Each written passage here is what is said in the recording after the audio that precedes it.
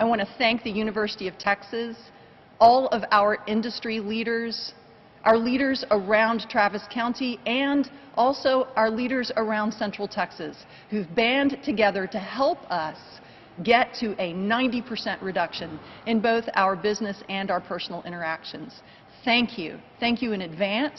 Thank you for joining this fight, and thank you for winning this fight along with us. And with that, Mayor.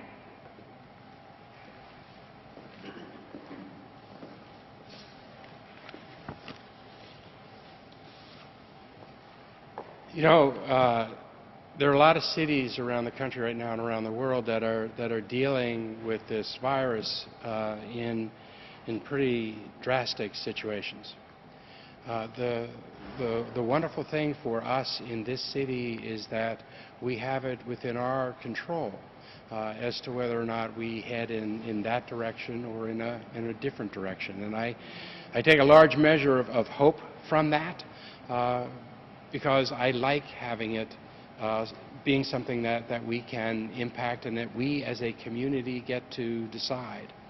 I want to make sure that we take a look at the charts that were presented by the researchers, by Dr. Myers and Dean Johnston today, because they tell us our ability to be able to impact our future.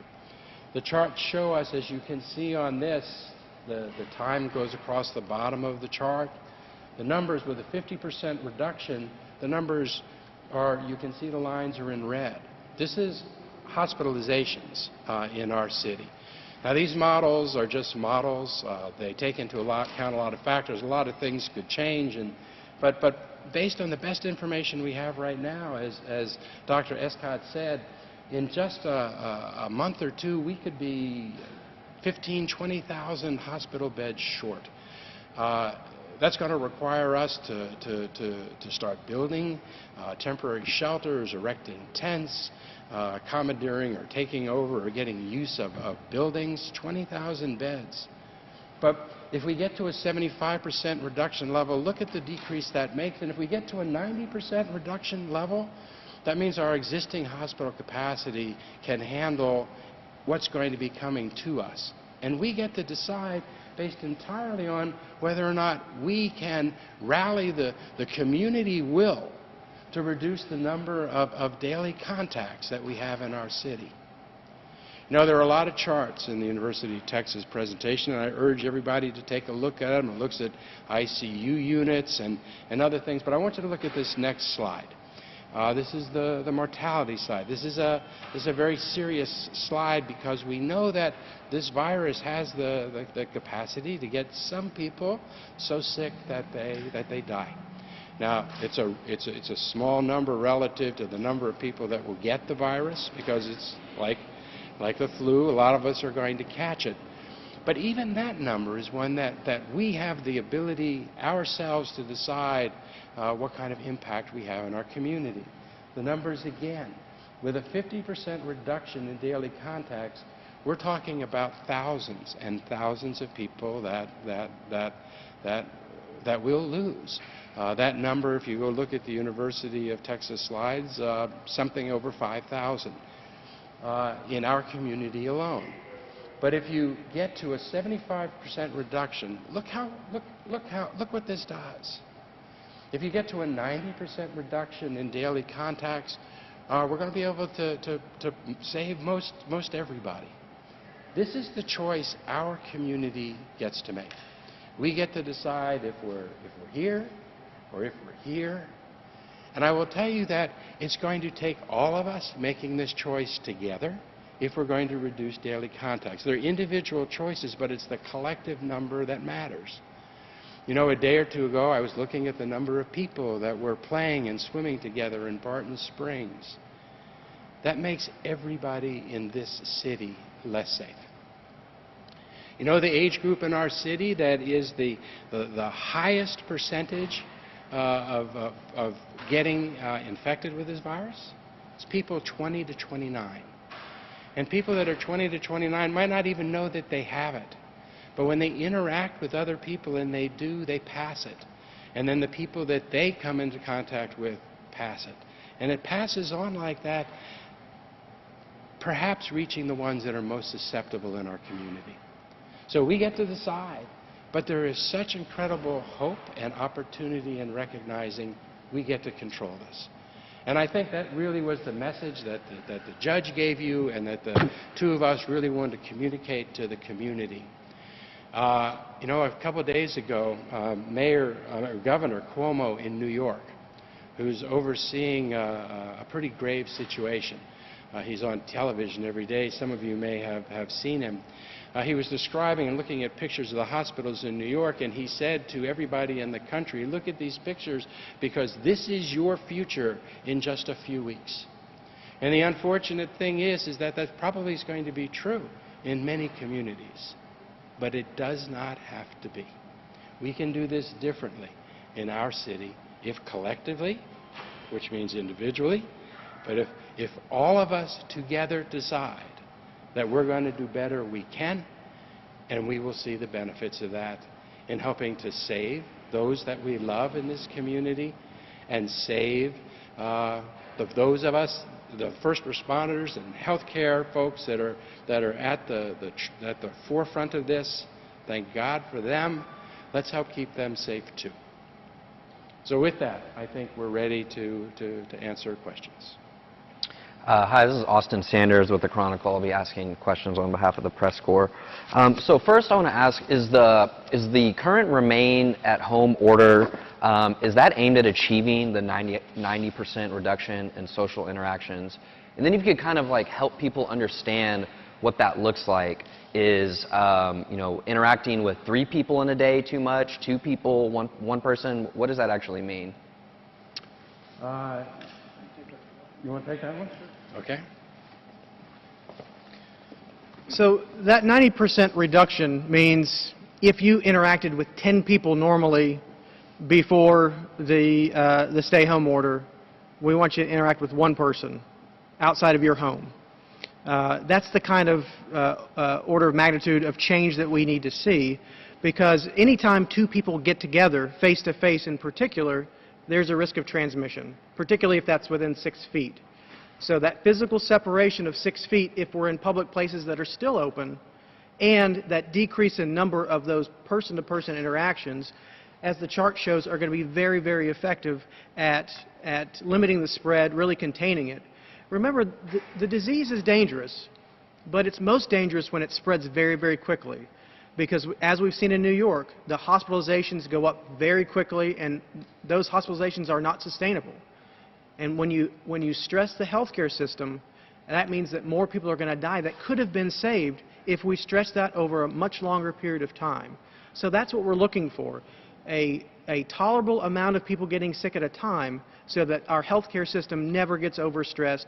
We never have to look after people in tents because they're best looked after in hospitals, and we can provide the best care for them there. And so is the stay-at-home order, would that achieve a 90% reduction? We're going to see. You know, right now this 3-week period is really to give us an opportunity to catch up on the testing, to get a better picture of which direction we're headed. Are we still headed at a doubling rate every 4 to 5 days, or are we stretching that out over a longer period of time? It gives us an opportunity to shore up our plans, our additional healthcare sites, increasing surge capacity in hospitals, identifying new sites of places that we can care for people. And it also helps us to buy time to get the model even better. So the more information, it's sort of like weather forecasting. The more information that you feed into the system, the better that model is going to get to help us look further into the future. Gotcha. And so the modeling seems to make some assumptions about numbers of ventilators on hand. Does that include like what we have currently, or is that including what we're expecting to get, what's been committed to us? And that's the number that we're trying to get hard numbers on now. If you can imagine, there's lots and lots of hospitals in our region, and we're doing this as a regional plan. It's not just Austin and Travis County. We're working with our partners throughout the region to get numbers, because this certainly affects all of us. So we really want to work as a unit. There's lots of different hospital beds, there's hospital types, there's ventilators in different parts of the community, not just in the ICUs. So we're trying to get the total number as well as the new stock that has been ordered since since this crisis began, as well as anticipating what additional inventory we can expect to come in. I'm refreshed to see that we have many companies that are working at building new ventilators, including Dyson, who makes vacuum cleaners, GE Healthcare. We're seeing lots of companies that are retooling their factories to create more capacity for those ventilators so that we have better ability to take care of people if they do get sick. Gotcha. This next question comes from the American Genius. They say, we're getting hundreds of reports of non-essential businesses still going on. So what is the city doing to meaningfully enforce the stay-at-home order, aside from just announcing the fines?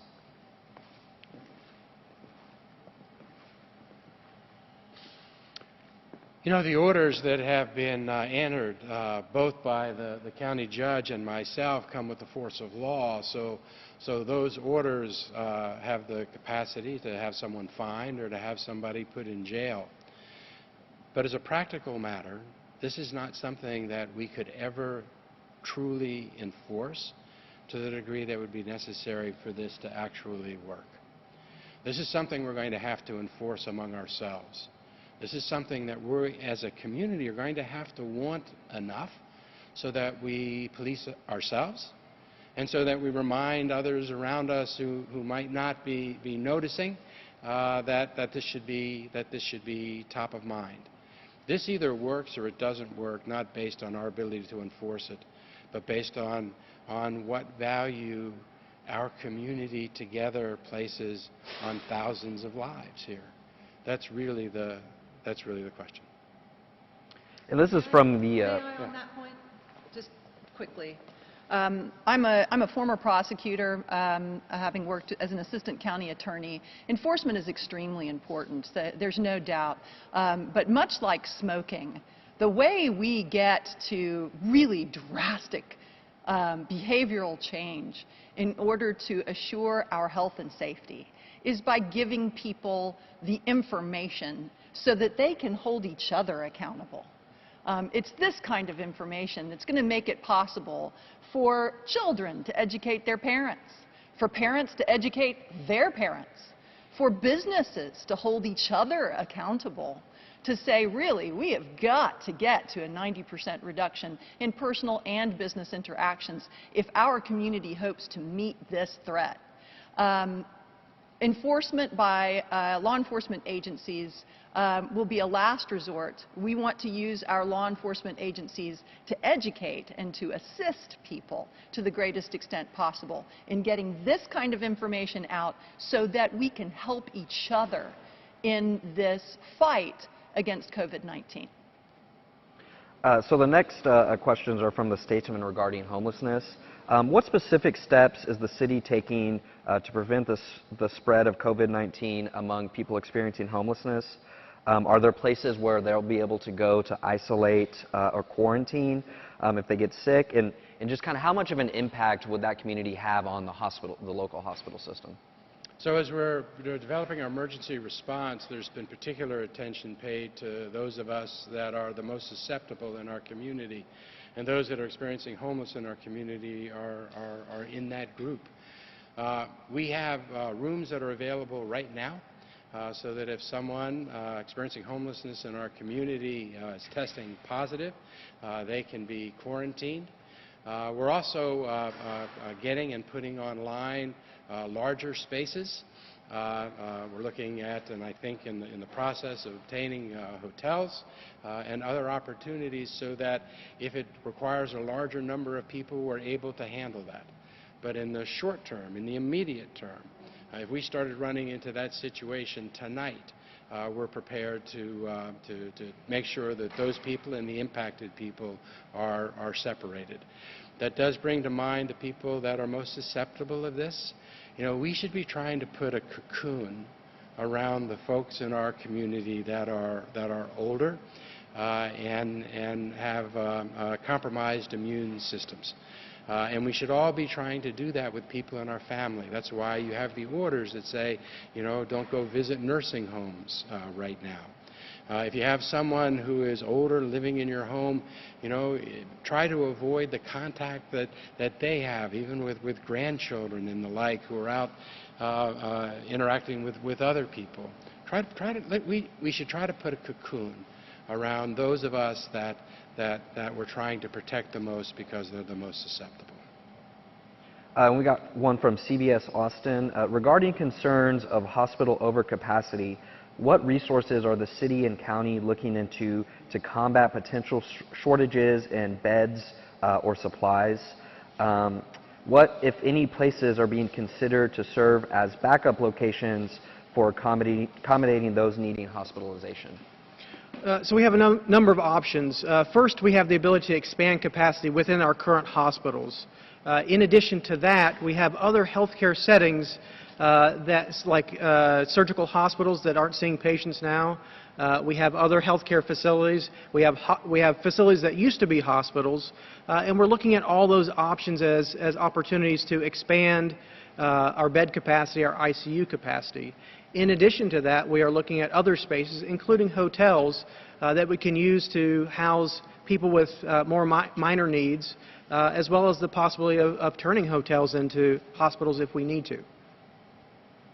And so this one is from Community Impact. They're asking, does Travis County or the greater Austin area have any contingency plan to accommodate more rural counties bordering the greater Austin MSA, which are typically far less stocked with available beds than the metro areas, should there be a need? So we are working closely with our regional partners on this. This is partly through our Capital Area of Texas Regional Advisory Council. We have bed counts of all the beds within our region. And we're working closely with them to ensure that we are working as one unit together on this issue.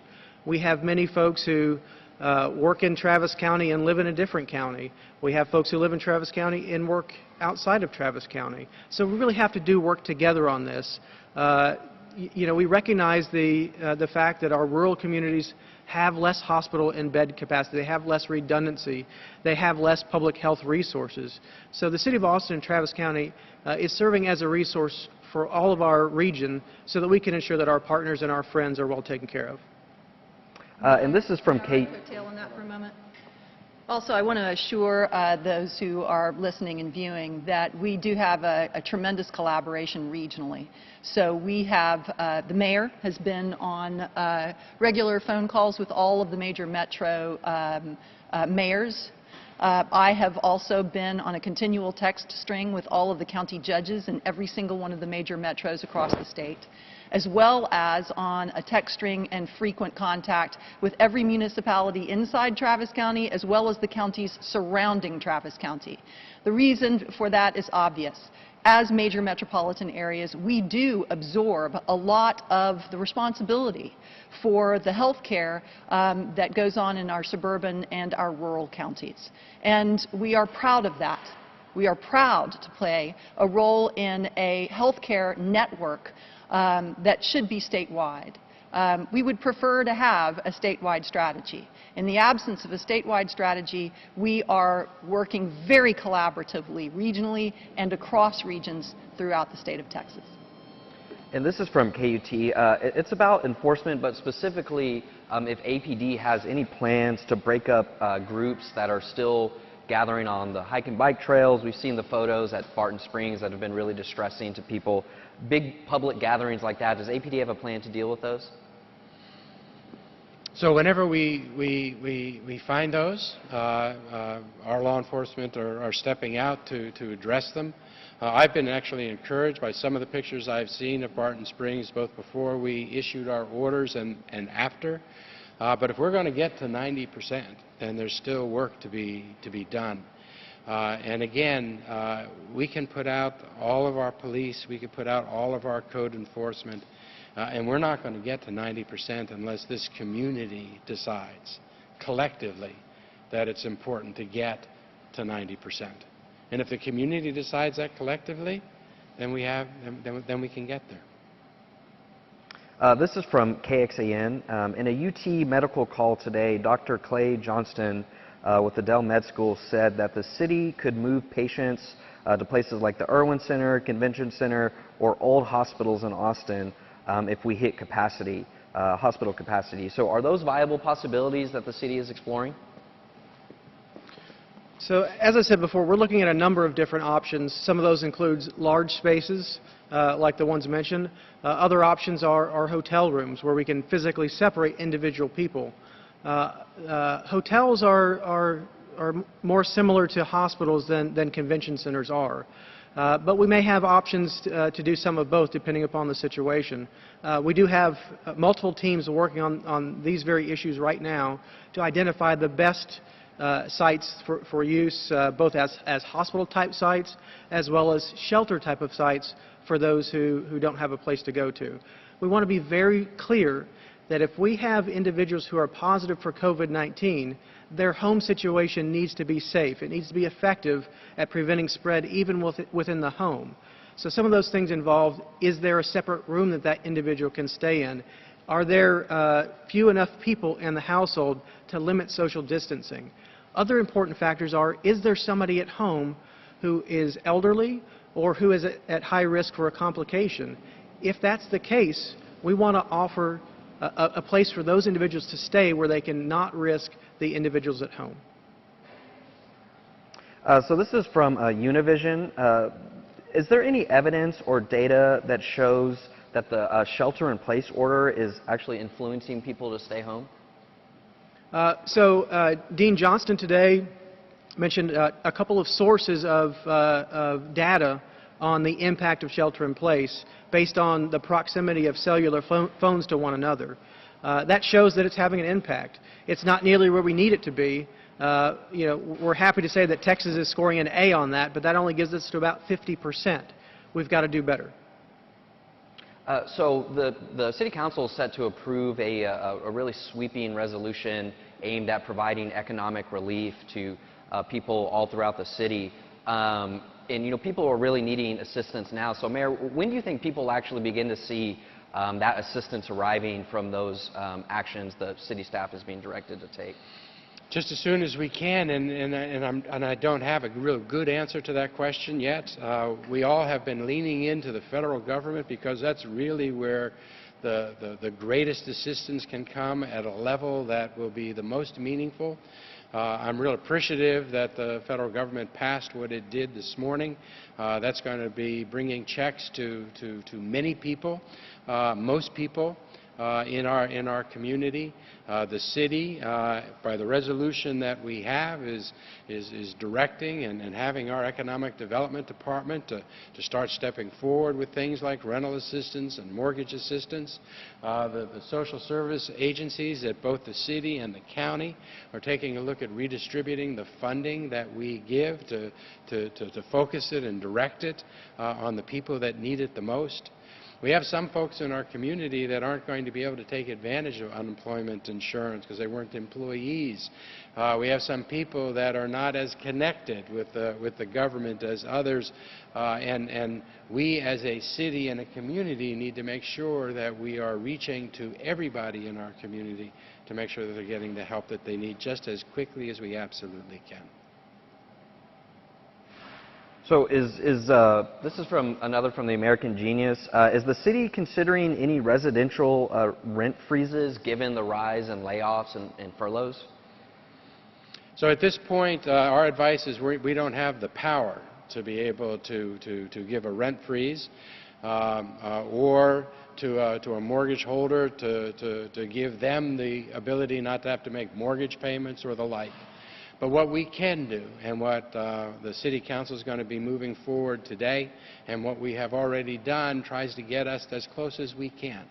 Austin Energy and Austin Water will not be cutting off the power to anyone during this period of time if they can't pay their bills. And while rent continues to accrue, the action that the City Council takes today and an order that I've entered today says that we're not going to either hear or be able to initiate eviction proceedings. So we're doing what we can in order to keep people in their homes and not being kicked out as we figure out exactly what it is that we're facing here. Part of this work, everybody reducing the number of interactions, is going to give us more time to put everything in place. And from the statesman, what is the average length of stay for someone who has to be hospitalized for COVID-19? And why are some tests taking 9 days to return as opposed to the 3 to 4 days that patients are being told? So there's some variability in the hospital stay. The ICU hospital length of stay used in this model was about 10 days. There's some variability for non-ICU hospitalization between 5 and 10 days. Really, it depends on the individual situation. It depends on the level of underlying medical illness in the individual, their age. All of those things are going to impact that individual length of stay.